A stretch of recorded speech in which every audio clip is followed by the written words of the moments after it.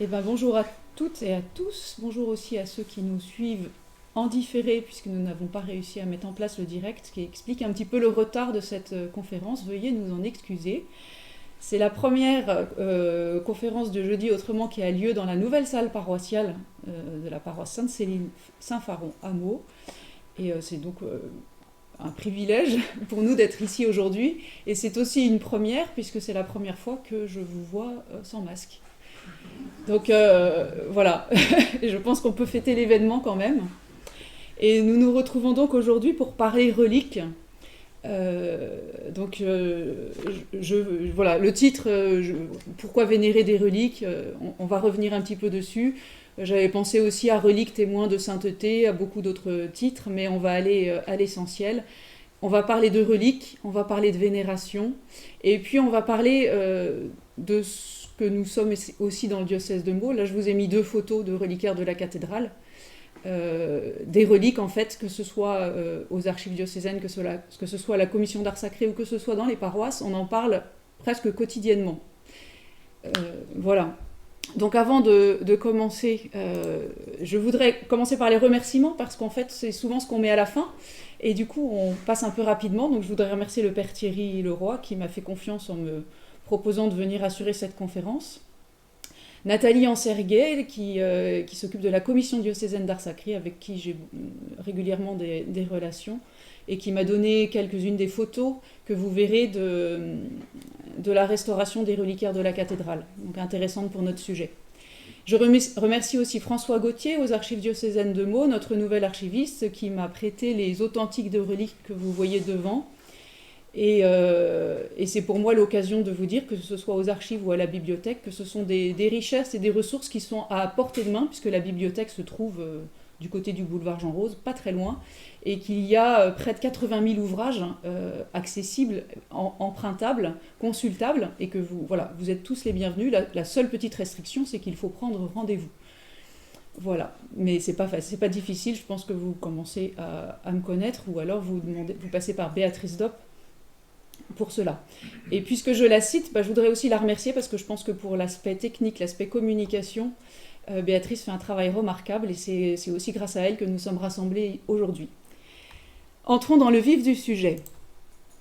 2 événements vont arriver dans le diocèse de Meaux, et plus particulièrement dans le pôle de Meaux, et cette conférence est destinée à préparer ces 2 événements paroissiaux.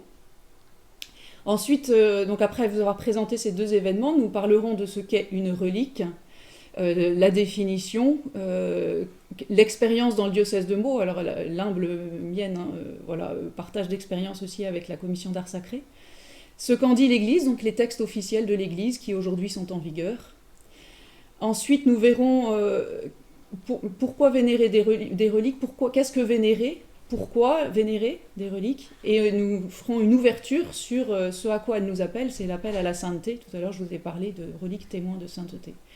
Et là, je ne ferai que effleurer le sujet, puisque le père Olivier Vattard, qui viendra au mois de mai, abordera la question relique et sainteté. Voilà. Premier événement qui va nous arriver, j'ai choisi l'ordre chronologique. Le dimanche 8 mai, à l'église Saint-Damien, dans notre pôle, c'est plus la paroisse Sainte-Céline Saint-Faron, mais c'est notre pôle. Si, c'est la paroisse. Nous aurons l'événement de l'arrivée et de l'installation des reliques de Saint-Damien de Molokai, de Joseph de Veuster, de son nom, qui a vécu au XIXe siècle. Il est contemporain de Thérèse de Lisieux, dont nous parlerons tout à l'heure. Et là, nous avons ici un membre de la fraternité séculière de la congrégation des Sacré-Cœur de Jésus et Marie, qui pourra nous en dire un petit peu plus. Vous avez représenté en photo le futur reliquaire qui accueillera la relique de Saint-Damien, et vous avez également un portrait de Saint-Damien. Il a été béatifié en juin 1995 et canonisé en 2009. C'est une relique de première catégorie, donc vous comprendrez beaucoup mieux tout à l'heure ce que cela signifie. Et ce jour-là, c'est aussi la journée mondiale de prière pour les vocations, donc ce sera une grande journée paroissiale à l'église Saint-Damien. Est-ce que Christophe, tu veux nous dire quelques précisions sur cet événement à Saint-Damien ? Quelle est cette relique ? Comment nous arrive-t-elle ? D'accord. Donc cette relique, elle nous arrive de Rome directement, puisque nous avons le siège de notre congrégation, la maison généraliste qui est là-bas, sur Rome. Et le postulat, donc on a fait une demande en bonne et due forme avec le père Thierry et avec le coordinateur du secteur Saint-Damien-Saint-Jean-Bosco. Et donc on a eu la chance qu'il nous accorde une relique de première catégorie. Alors ça fait quelques années que je bataille pour que l'église Saint-Damien ait une représentation significative de la présence de Saint-Damien en ses murs. Et donc voilà, donc c'est arrivé au terme. Alors première catégorie, donc en fait c'est une partie de son corps. Et là, bon, bah, c'est des cheveux. Ce ne sera pas un os, mais on nous a accordé donc une touffe de cheveux de Saint-Damien. Donc dimanche 8 mai, ce sera Monseigneur Guillaume de Lille qui présidera la célébration avec le père Thierry, Leroy, et il y aura sûrement donc d'autres prêtres et religieuses de la congrégation, en plus des membres de la fraternité séculière qui seront présentes. Donc sur le diaporama que vous voyez, donc à l'écran, sur le mur, c'est le sigle de la fraternité séculière. Sur la vidéo, il y a les deux sigles qui sont représentés, puisque donc le père Damien ne faisait pas partie de la fraternité, mais bien de la congrégation. Et donc le sigle de la congrégation, ce n'est pas celui-là, mais juste je l'ai rajouté dans la diffusion. Voilà, donc il y aura donc cette célébration, et puis dans l'après-midi, on projettera le film sur Saint-Damien. Voilà, donc il y aura plein de choses, plein de communications qui seront faites à ce jour-là, et donc on priera aussi pour donc le journée mondiale pour la prière pour les vocations. Voilà. Merci Christophe. Voilà, premier événement qui nous est vraiment réservé ici sur la paroisse. Et les reliques, elles seront installées dans l'église, je crois, à la place du portrait actuel. Le portrait actuel de Saint-Damien. Et donc, on est en train de faire fabriquer donc, un support qui viendra donc, recevoir les reliques. Le reliquaire, pardon. Voilà. Et le deuxième événement qui concerne tout notre diocèse, qui va se dérouler sur 1 mois et demi, entre la mi-mai et la fin juin, c'est la venue dans notre diocèse des reliques de Thérèse de Lisieux et de ses parents, Louis et Zélie Martin.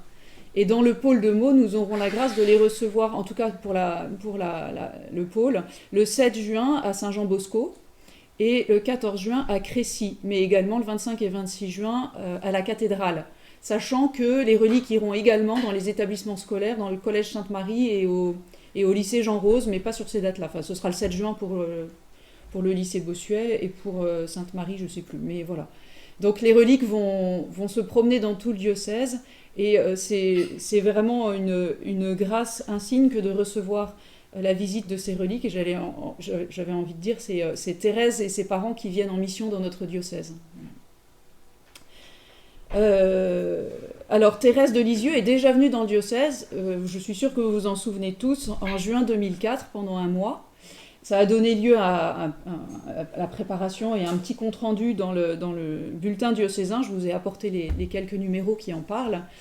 Thérèse avait déjà semé une pluie de grâce à ce moment-là, et beaucoup ont découvert la force de la sainteté de Thérèse de Lisieux qui s'exprime en fait dans les choses ordinaire de la vie, et ce sera l'issue de ma conférence. Voilà. Et donc pour bien vivre ces événements dans notre vie paroissiale et diocésaine, cette conférence voudrait être un petit éclairage. Mon objectif, c'est pas que vous deveniez des spécialistes de la façon dont l'Église gère les reliques.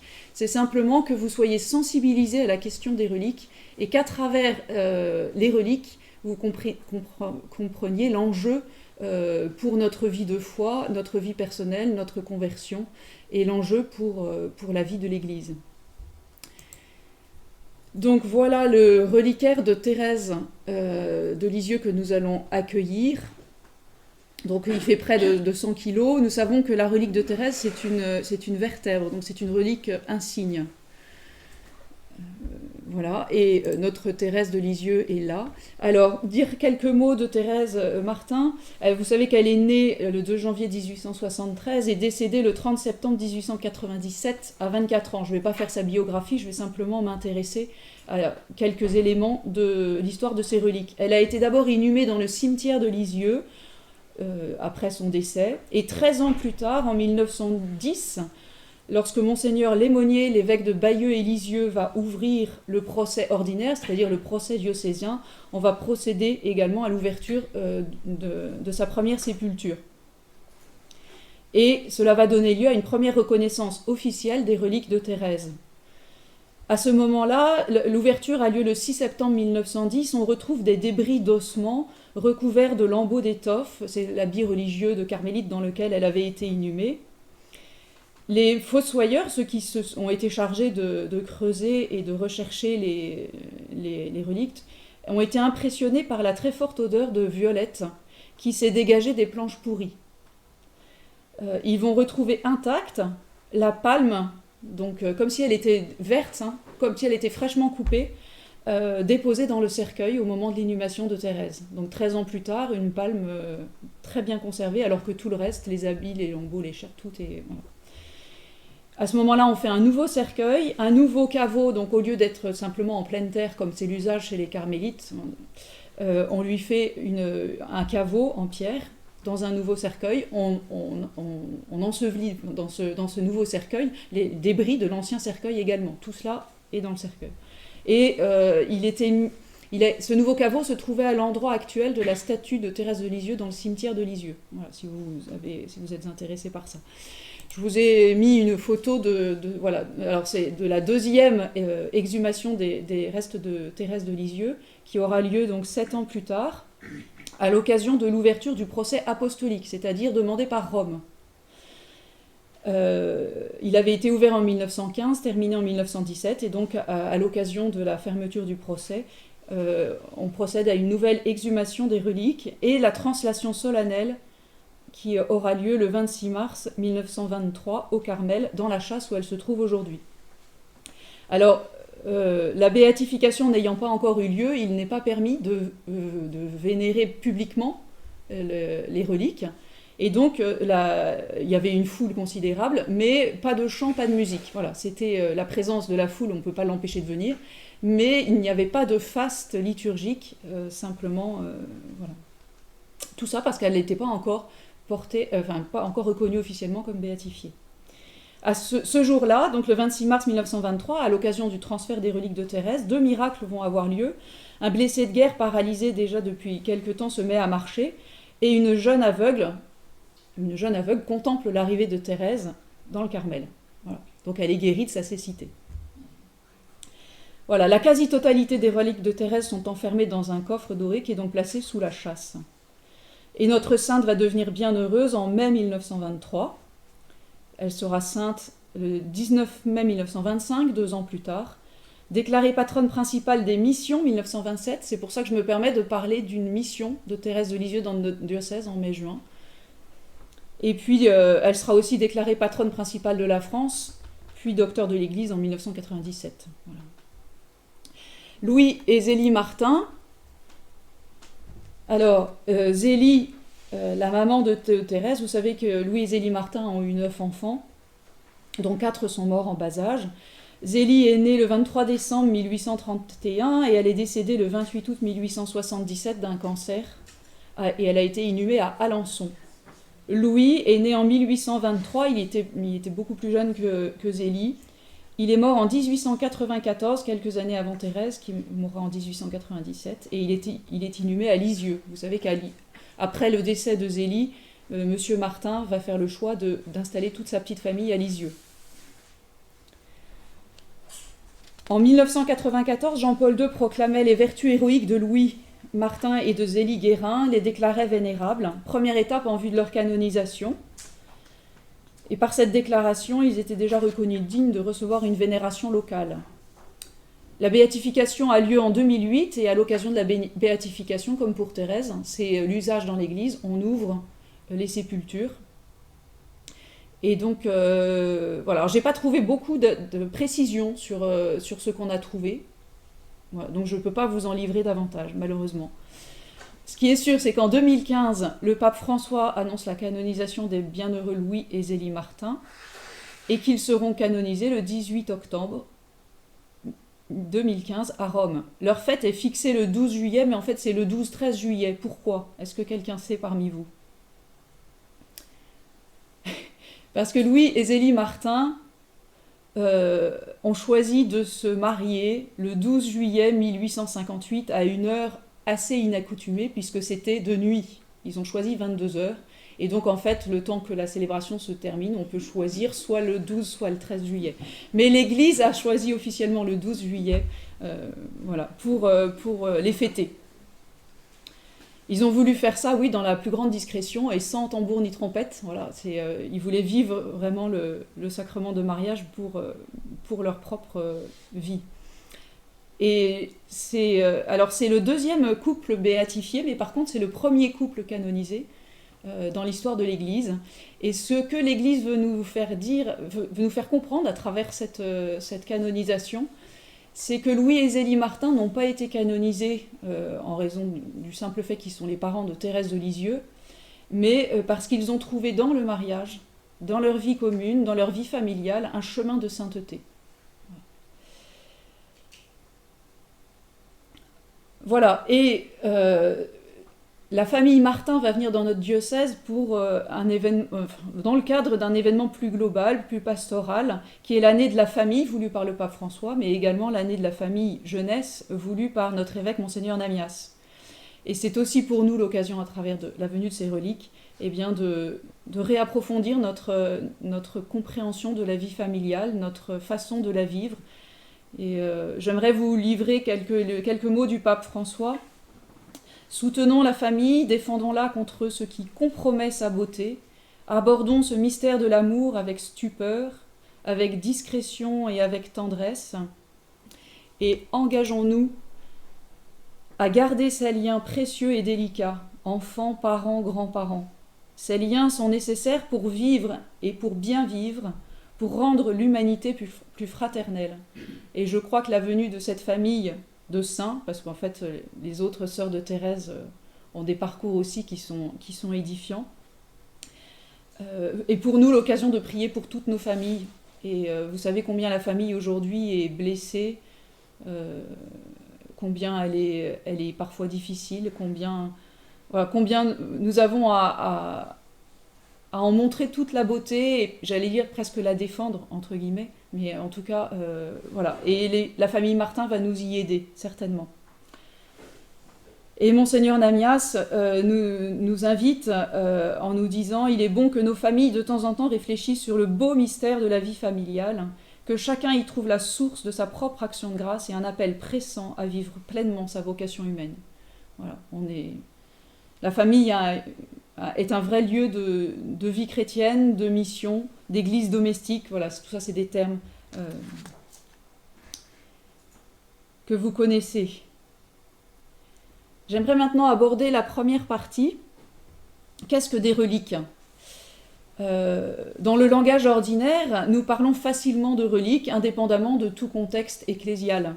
Ce terme désigne déjà quelque chose que l'on vénère, que l'on ne traite pas comme n'importe quel objet. C'est un souvenir précieux que l'on conserve avec soin. Et vous savez, dans nos familles, souvent on conserve des souvenirs des grands-parents, des parents, parfois des frères et sœurs, enfin des souvenirs de famille qui sont parfois même plus anciens. Et en fait, on ne les traite pas comme des objets ordinaires. On en prend soin. Voilà. Par exemple, j'ai pris un petit exemple dans la vie de Thérèse de Lisieux. Elle a rapporté des reliques de son voyage à Rome. la terre des catacombes, la terre du Colisée. Elle a rapporté la reproduction d'un clou de la Passion, un fragment de mosaïque qui s'est détaché lors de sa visite à Sainte-Agnès, pour sa sœur, qui s'appelait Agnès de Jésus. Voilà. Enfin, je sais pas, vous avez tous voyagé. Moi, il m'est arrivé d'aller en Terre Sainte, de rapporter de la terre de Terre Sainte ou des oliviers de Terre Sainte, enfin des feuilles d'olivier. Voilà. Donc, on considère ça comme des reliques entre guillemets, mais voilà, on s'entend bien. C'est pas le même terme que celui des reliques portées à la dévotion publique. J'ai le souvenir également, mais j'ai pas retrouvé le passage, que Thérèse de Lisieux, à l'occasion d'une séance de coiffure dans son Carmel, avait dit à la sœur qui la coiffait de ne pas jeter les cheveux, parce qu'on pourrait en avoir besoin après sa mort. Voilà.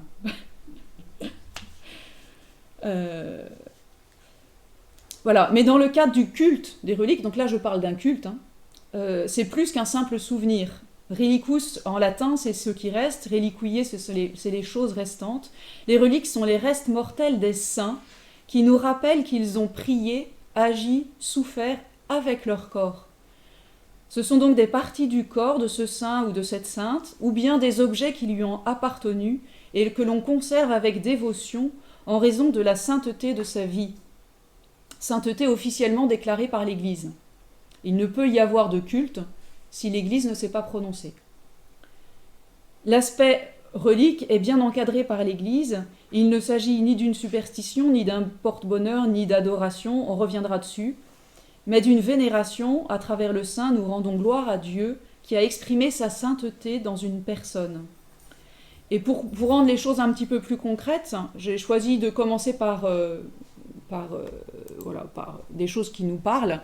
Et puis ensuite, à partir de ça, on pourra aborder la question du droit et de la façon dont l'Église demande que les reliques soient traitées. Donc j'ai choisi l'exemple du diocèse de Meaux. Nous avons une richesse incomparable de saints et de reliques. Je n'en ai cité que quelques-unes qui me revenaient de mémoire. À Melun, il me semble qu'il y a une relique d'un cilice de Saint-Louis. À Nemours, une relique de Saint-Jean-Baptiste, un maxillaire, je crois. À Chelles, évidemment, nous avons Sainte Bathilde. Et puis, je me suis un petit peu plus intéressée à Jouarre, parce qu'il y a... Alors là, c'est une profusion. Vous savez qu'il y a un pèlerinage depuis le 9e siècle. C'est une abbaye qui a été fondée au 7e siècle, entre 630 et 635, dont tous les fondateurs quasiment sont saints.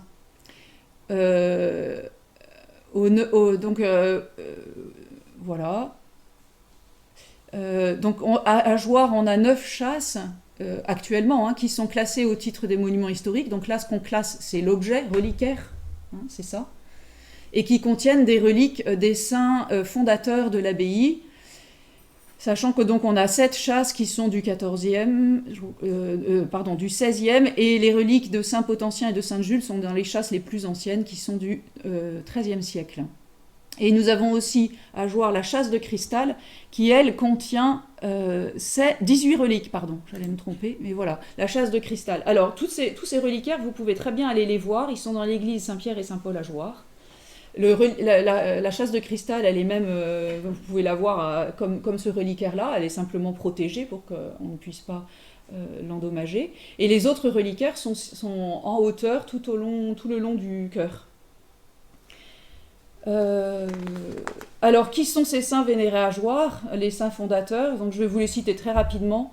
Agilbert et Brégésil, Thèchilde, la première abbesse, Sainte Agilberte, Saint Potentien qui nous vient de Sens, Saint Savinien, Sainte Jules, les saints innocents, Saint Vérien, Saint Marcellien, Saint Sécondien, Saint Hilaire, Saint Prix, les saints apôtres, Sainte Pélagie, Sainte Jeanne de Chantal et Saint François de Sales. Donc là, vous comprenez que c'est des saints qui sont arrivés à Jouarre. Sainte Marthe, Sainte Marie-Madeleine, Sainte Bertille, Saint Loup, Saint Ayoul, Saint Gratus, Sainte Rose de Viterbe. Voilà.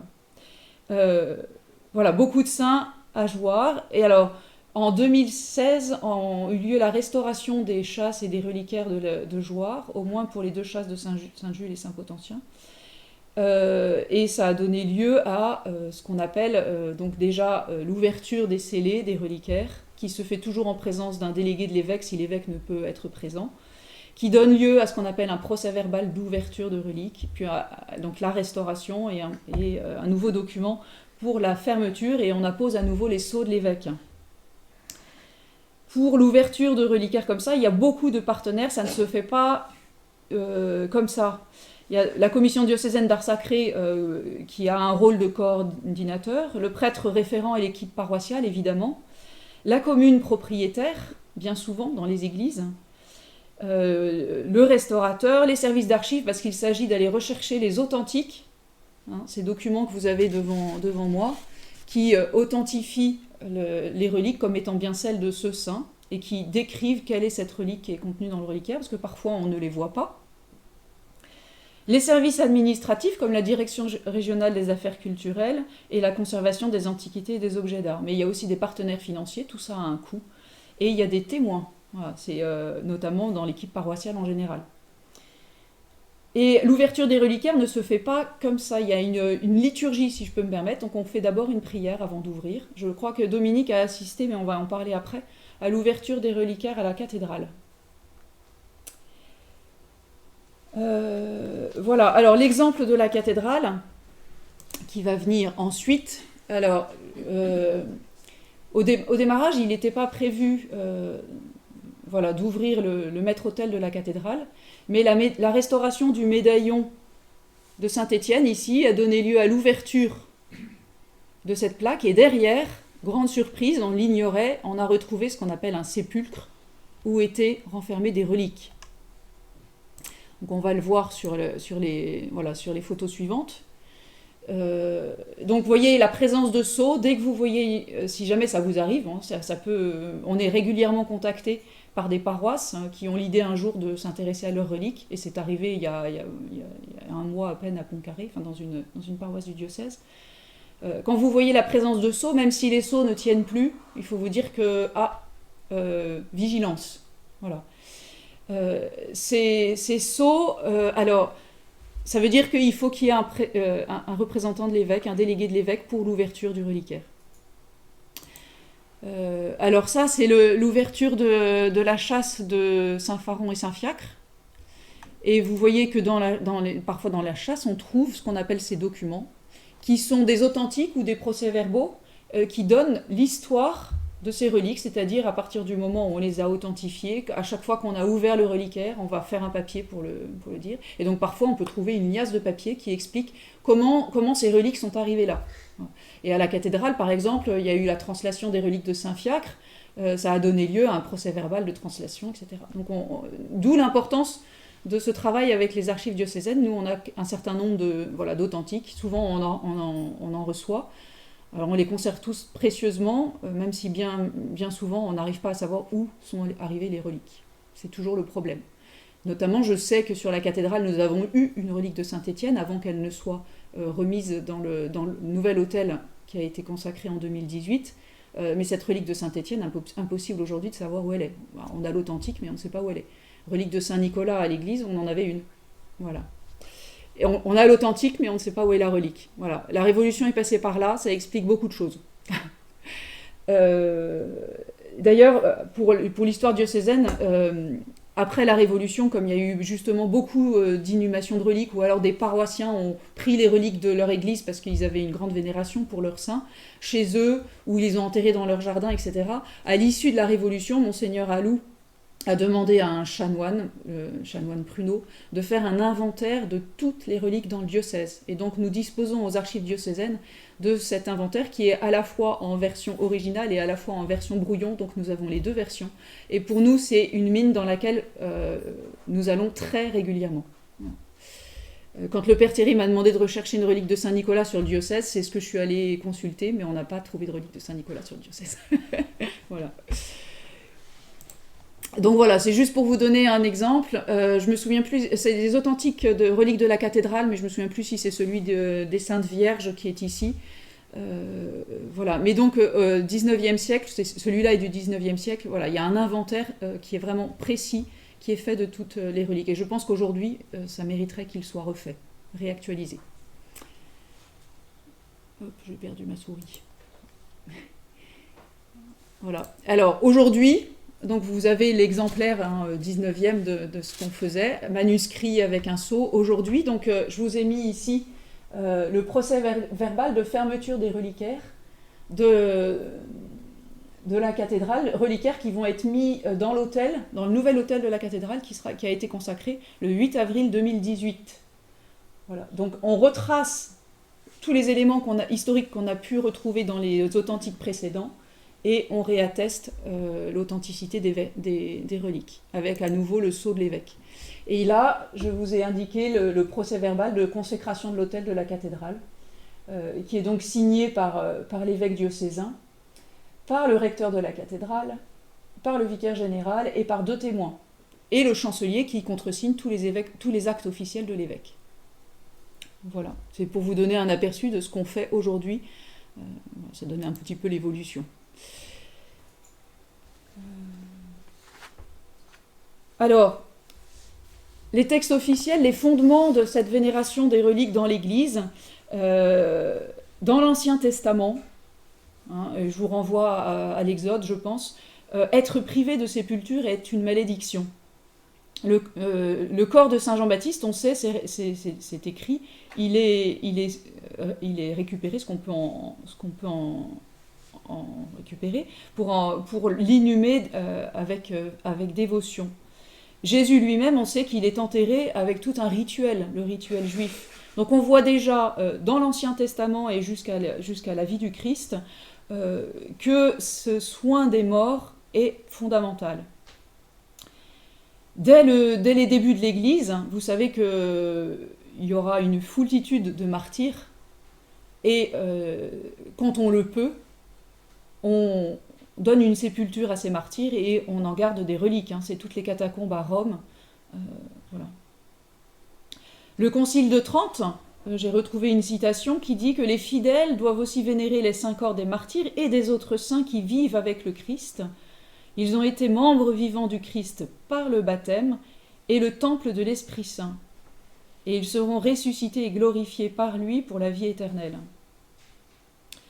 Voilà, donc c'est le fondement de la vénération des reliques dans l'Église, c'est que le corps des saints sont en fait des membres vivants du Christ et temple de l'Esprit Saint. C'est ça qu'il faut retenir.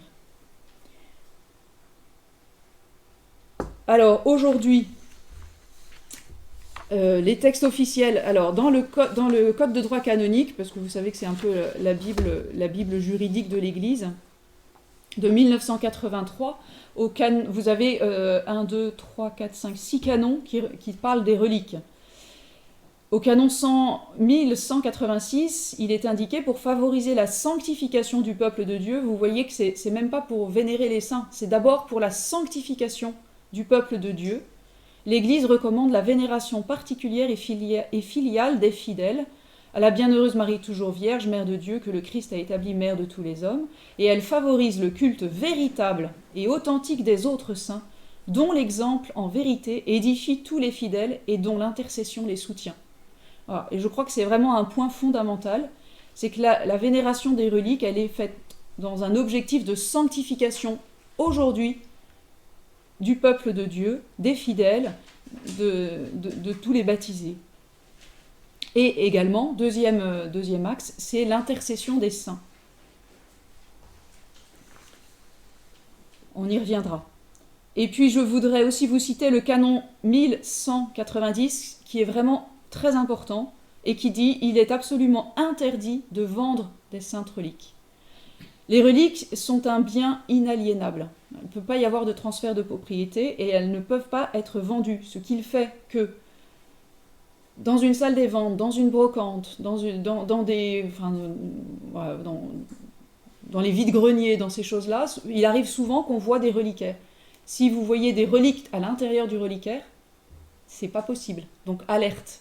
Voilà. D'où l'importance qu'on soit tous sensibilisés en fait à cette question, parce qu'il se fait des choses, pas par malveillance, mais parce qu'on ignore les choses. Alors, le code de droit canonique est un peu sobre sur seulement quelques canons, 1983, mais si on remonte au code de droit canonique de 1917, il y en a beaucoup plus. Il est dit, il n'est pas permis de rendre un culte public aux serviteurs de Dieu qui sont mis par l'autorité de l'Église au rang des saints et des bienheureux. Il détaille notamment ce qu'on appelle une relique insigne. Donc une relique insigne, c'est le corps, la tête, le bras, l'avant-bras, le cœur, la langue, enfin une partie du corps notables. Et puis les reliques non insignes, qui sont tout aussi vénérables, c'est tout le reste, c'est aussi les objets qui ont appartenu au saint, ou parfois même, dans certains cas, des objets qu'on a retrouvés dans le tombeau, ou des choses comme ça. Mais toujours des reliques dont les preuves de l'authenticité sont certaines. Voilà. Et quand les reliques sont exposées, elles doivent être enfermées sous scellé dans un coffret. Voilà. Sous scellé, c'est le sceau de l'évêque, et dans un reliquaire. Voilà. Ce qui sera le cas à Saint-Damien, et ce qui sera le cas pour nos reliques qui vont se déplacer dans le diocèse. Alors, les livres liturgiques aussi parlent des reliques, notamment pour tout ce qui va être... alors, j'ai plus en tête les documents de référence, mais ce qui va être sur les reliques dans les autels, pour la célébration de l'Eucharistie. On célèbre l'Eucharistie sur des reliques.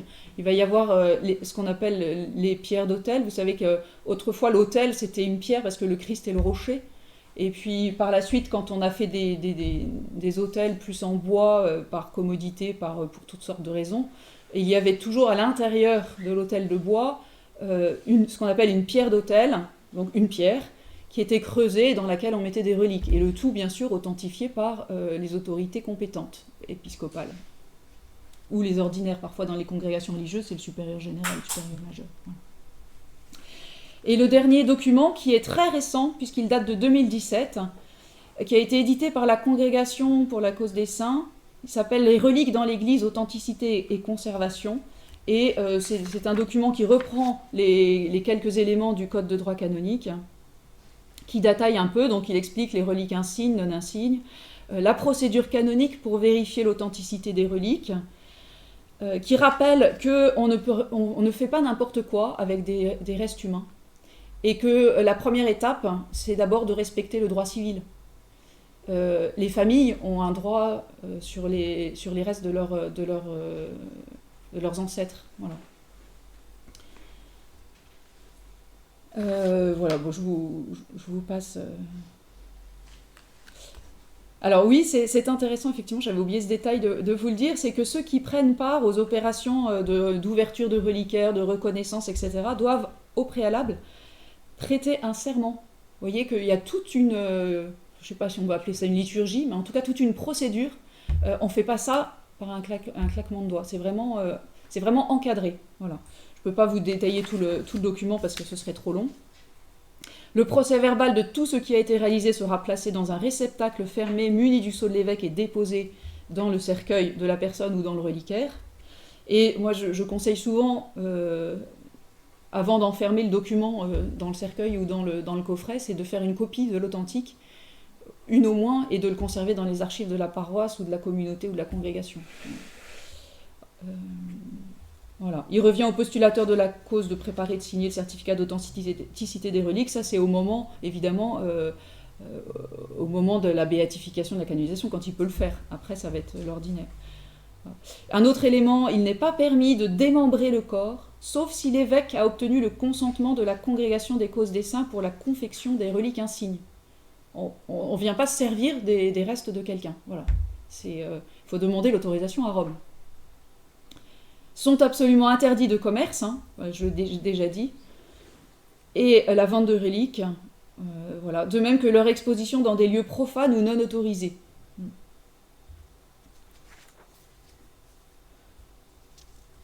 Voilà. Bon. Je vous invite à lire, c'est très intéressant de voir ces textes d'église qui, tout en encadrant les choses en fait avec une infinie sagesse, nous rappellent en fait l'objectif, hein, qui est, j'allais dire, la mission des reliques, hein, qui est de nous rappeler que nous-mêmes, nous avons à devenir saints. Et puis prier ces saints d'intercéder pour nous. Alors,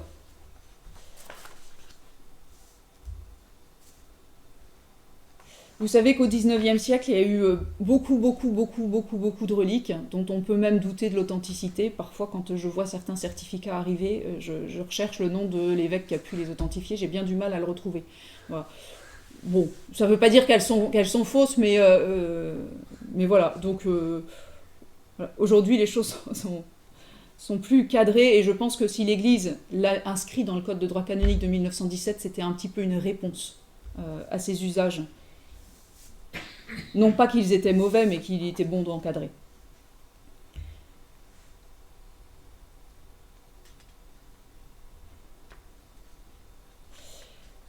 Voilà, je vous ai beaucoup parlé de reliques. Maintenant, qu'est-ce que ça veut dire que vénérer des reliques? Et pourquoi le fait-on? Vénérer, déjà, c'est un terme que nous avons choisi spécifiquement. Vénérer, ce n'est pas adorer. Le culte et l'adoration sont rendus à Dieu seul, je l'ai déjà dit, mais je me permets de le rappeler.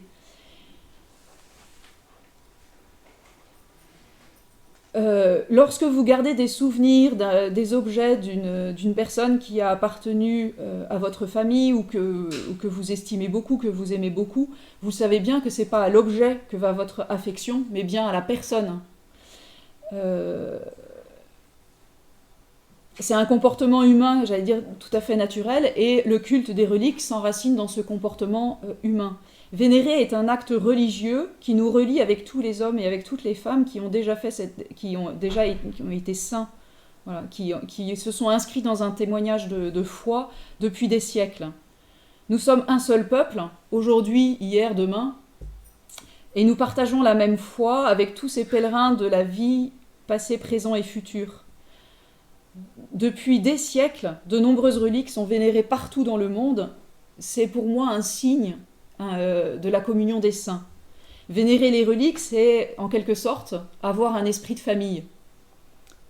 Nous sommes tous frères et sœurs dans le Christ. Vénérer des reliques, c'est nous relier à nos aînés dans la foi, c'est prendre soin de notre vie de famille, de nos racines, et surtout, c'est nous relier à l'auteur de la vie, avec un petit v, et l'auteur de la vie avec un grand V, c'est-à-dire Dieu. Donc à travers les reliques, il s'agit de rendre gloire à celui de qui vient toute sainteté et qui est le seul saint, c'est Dieu. Donc les reliques, il ne s'agit pas de leur prêter des vertus magiques, de porte-bonheur, de superstition, mais la prière autour des reliques n'a de sens que dans le but de nous sentir plus proches de celui ou de celle qu'on invoque, pour nous imprégner de son exemple. Par sa vie, il nous a donné un témoignage de sainteté, pour solliciter son intercession et pour ouvrir davantage notre cœur, surtout à l'amour de Dieu et du prochain, comme les saints ont pu le faire. Les reliques sont des vrais témoins de sainteté et sont des vrais missionnaires. Faire appel à l'intercession d'un saint à travers la vénération de ces reliques, c'est pour nous un acte d'humilité, c'est reconnaître que nous ne sommes pas dignes de nous adresser directement à Dieu et que nous avons besoin d'intercesseurs. Marie en est une excellente et tous les saints en sont également. C'est aussi un acte de foi par lequel nous appelons Dieu à l'aide, parce que nous savons que professer notre foi au quotidien, vouloir vivre dans tous les aspects de notre vie, notre foi, être témoin de l'amour de Dieu aujourd'hui, c'est quelque chose qui n'est pas simple et pour lequel nous avons besoin de l'aide des saints et de Dieu. Et dernier élément, vénérer des reliques, c'est en vue de la résurrection. Une relique, certes, est un élément humain, une partie d'un corps humain qui est plein de dignité dont on prend soin, mais cet élément humain, ce corps, ce reste de corps, sont là en attente de la résurrection de la chair. La dévotion aux reliques, ce n'est pas le culte des morts, mais bien celui des vivants. C'est une célébration de la vie et de la vie éternelle.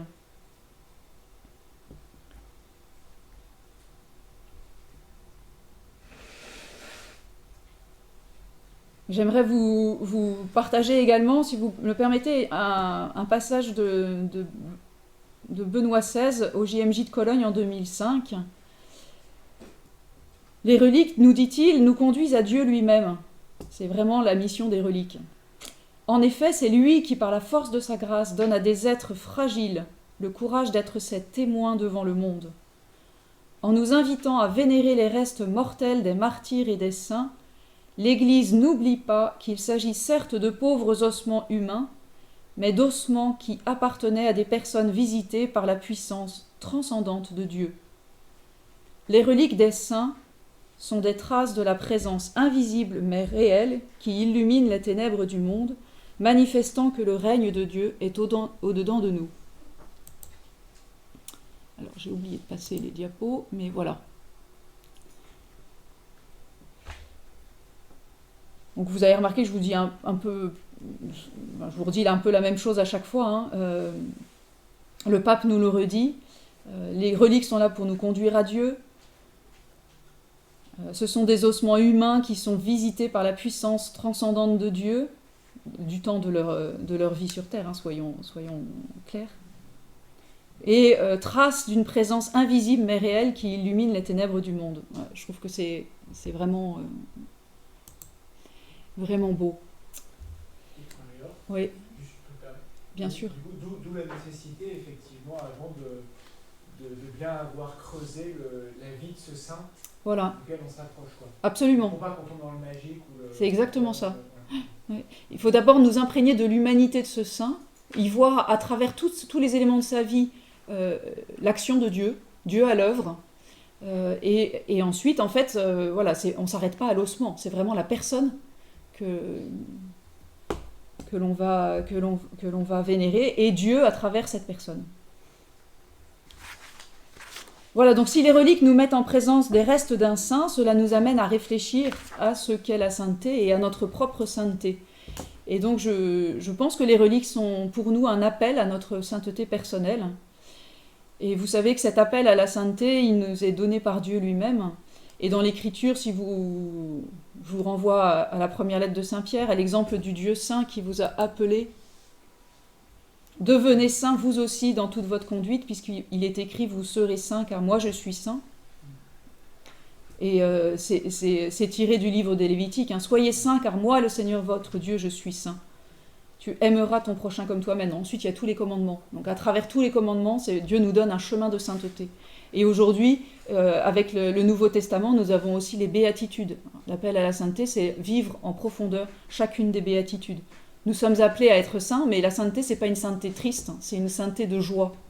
Et justement, c'est le pape François qui, dans sa dernière encyclique Gaudete et Exsultate, je vous invite à relire les numéros 14 à 18, qui nous invite justement à la joie de la sainteté. Et il nous rappelle que pour être saint, il n'est pas nécessaire d'être évêque, prêtre, religieuse ou religieux, ça ne nous est pas réservé. C'est la sainteté de tout le monde, et je crois que la famille Martin est là pour nous le rappeler. Nous sommes tous appelés à être des saints en vivant avec amour et en offrant un témoignage personnel dans nos occupations quotidiennes. Laissons la grâce du baptême porter du fruit dans un cheminement de sainteté. Donc Dieu nous appelle à être saints, mais il nous donne tout ce dont nous avons besoin pour le devenir. La sainteté à laquelle le Seigneur nous appelle grandit par des petits gestes. C'est pas moi qui le dis, hein, c'est toujours le pape. Il cite un exemple que j'aime beaucoup. Une dame va au marché faire ses achats, elle rencontre une voisine, elle commence à parler, puis les critiques arrivent. Mais cette femme se dit en elle-même, bah non, je ne dirai du mal de personne. C'est un pas vers la sainteté. Renoncer de dire du mal. Ensuite, quand elle rentre à la maison après avoir fait ses courses, son enfant a besoin de parler de ses rêves. Elle a bien d'autres choses à faire, mais non, elle va prendre le temps d'écouter son enfant qui a en fait besoin qu'on s'intéresse à lui. C'est une autre voie de sainteté.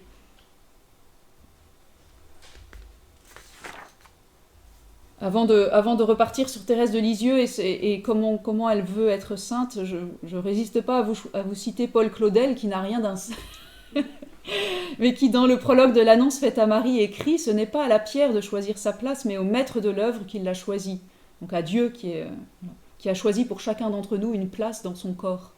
La sainteté, ce n'est pas d'aller se faire lapider chez les Turcs ou de baiser un lépreux sur la bouche, mais de faire le commandement de Dieu aussitôt, qu'il soit de rester à notre place ou de monter plus haut. L'appel à la sainteté, c'est sans délai. Il ne faut pas se dire que ce sera pour demain. C'est aujourd'hui. Thérèse de Lisieux qui dit qu'elle a compris que pour devenir une sainte, il fallait beaucoup souffrir, rechercher toujours le plus parfait, s'oublier elle-même, mais cette voie de sainteté lui paraît un peu inatteignable. Et en même temps, elle ne veut pas être une sainte à moitié. Ça ne lui fait pas peur de souffrir pour Dieu. La seule chose qu'elle craint, c'est de garder sa volonté. Et elle demande au Seigneur de la prendre. Et elle ajoute « Car je choisis tout ce que vous voulez ». Et ça nous renvoie à son petit épisode d'enfance où elle choisit tout.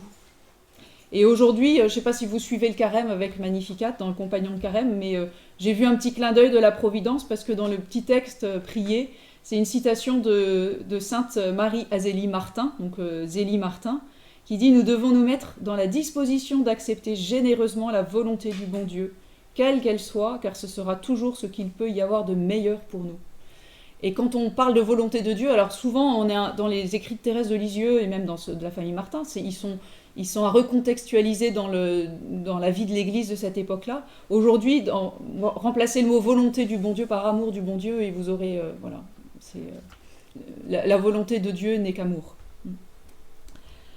Je vous ai aussi trouvé un petit passage de Thérèse de Lisieux, toujours, qui peut nous illustrer un peu cette sainteté vécue en famille.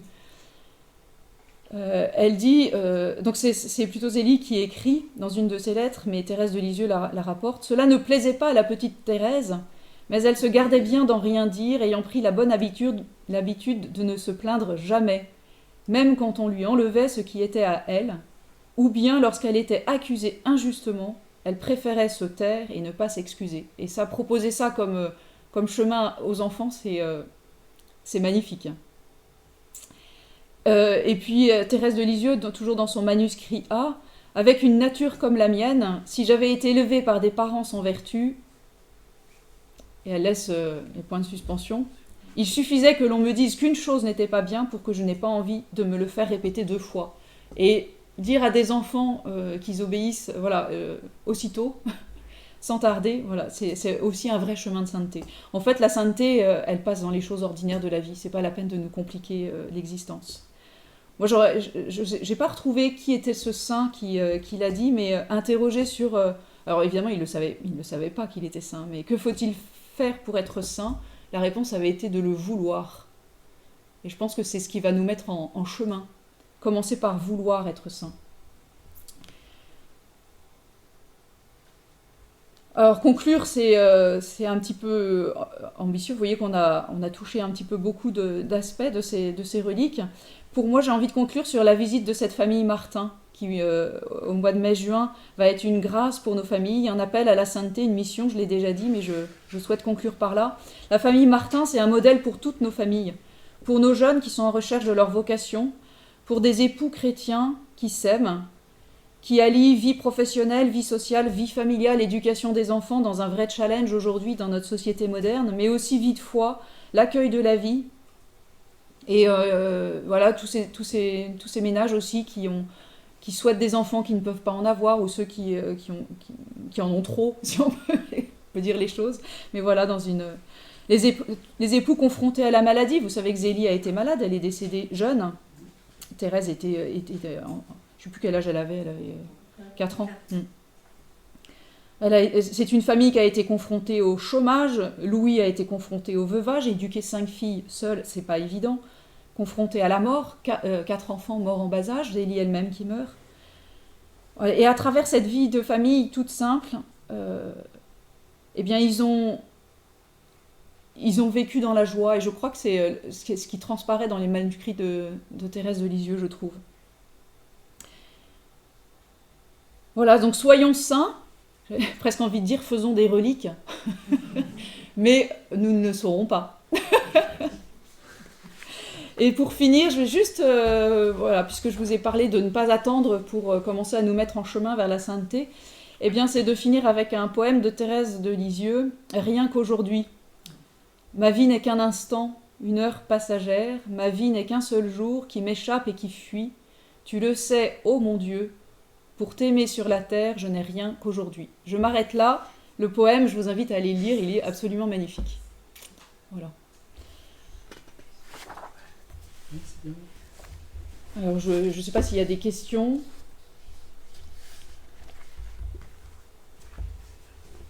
Il y a beaucoup de livres sur la famille Martin, Thérèse de Lisieux. Sur la famille Martin, ce livre qui a été écrit par le père Piat, c'est celui qui a été un peu à l'origine de leur béatification. Voilà. Donc il a été réédité. On a toutes les éditions à la bibliothèque. Enfin voilà, vous pouvez tous venir, on trouvera bien quelque chose pour vous nourrir. Tu disais tout à l'heure, le couple Martin, c'est le premier couple canonisé par l'Église, c'est ça? Oui. Et moi, je me demande toujours, pourquoi est-ce que l'Église a mis tant de temps avant de canoniser parce qu'on a beaucoup la plupart des canonisations, on voit encore, même là, dans ces dernières années, c'est des prêtres, des religieux, c'est quand même assez marqué, quoi.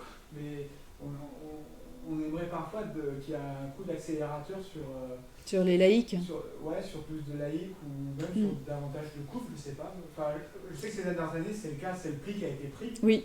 Mais c'est... Je sais pas. C'est le manque de sainteté de leurs enfants.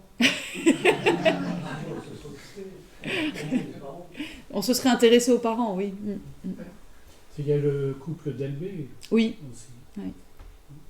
Les Maritains, me semble-t-il, non, il n'y a pas... C'est en cours. C'est en cours, hein. Oui. Jacques et Raïssa. Jacques et Raïssa Maritain, oui. Oui, ça répond pas à la question. Non, mais je peux pas, j'ai pas de réponse à donner. Je crois quand même que dans l'Église, me semble-t-il, le célibat consacré et la chasteté ont été mis, enfin la chasteté dans la continence ont été placés sur un tel piédestal et offerts comme un modèle, c'était au détriment les autres qui ne pouvaient pas, ils se mariaient, quoi. Enfin, c'est quand même eu ça dans l'Église. Hein. Donc du coup, les modèles suprêmes, les saints, ils sont choisis parmi les célibataires. Ou alors s'il y a quand même pas mal de laïcs qui sont morts, qui ont été saints, c'est quand ils sont morts martyrs. Aussi, oui. Voilà. Mais je crois qu'il y a une surévaluation du célibat consacré par rapport au mariage. Et là, on commence à sortir un peu plus de cela. La sainteté peut se vivre aussi dans la vie ordinaire. La sainteté des gens ordinaires. Oui. La sainteté Madeleine Delbrel. individuelle, en fait. En plus, voilà. Parce que qu'un couple soit canonisé comme couple, c'est pas simplement deux personnes qui sont canonisées. C'est le couple en tant que... Enfin, c'est les deux, mais c'est le couple. C'est chacun et ensemble. Et chacun est ensemble. C'est quand même...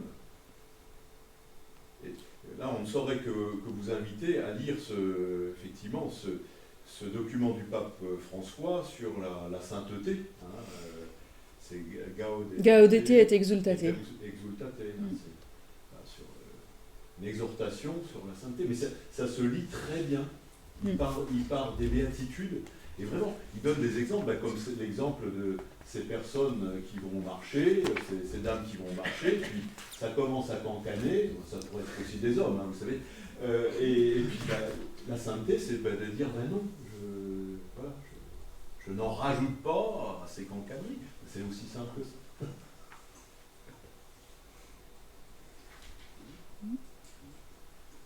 Je saisis les occasions qui se présentent chaque jour pour accomplir les actes ordinaires de façon extraordinaire. C'est Thérèse de Lisieux. Hein, c'est pas Thérèse de Lisieux qui est citée, mais c'est exactement ça. C'est rien qu'aujourd'hui de Thérèse qui a été après développée, je crois pas. Jean 23 a fait une belle prière par rapport à rien qu'aujourd'hui. La sainteté, c'est pas des objectifs lointains, c'est rien qu'aujourd'hui vivre ce que j'ai à vivre. De Madeleine Delbrel, c'était pas la sainteté des gens ordinaires. Si, c'est ça. C'est ça.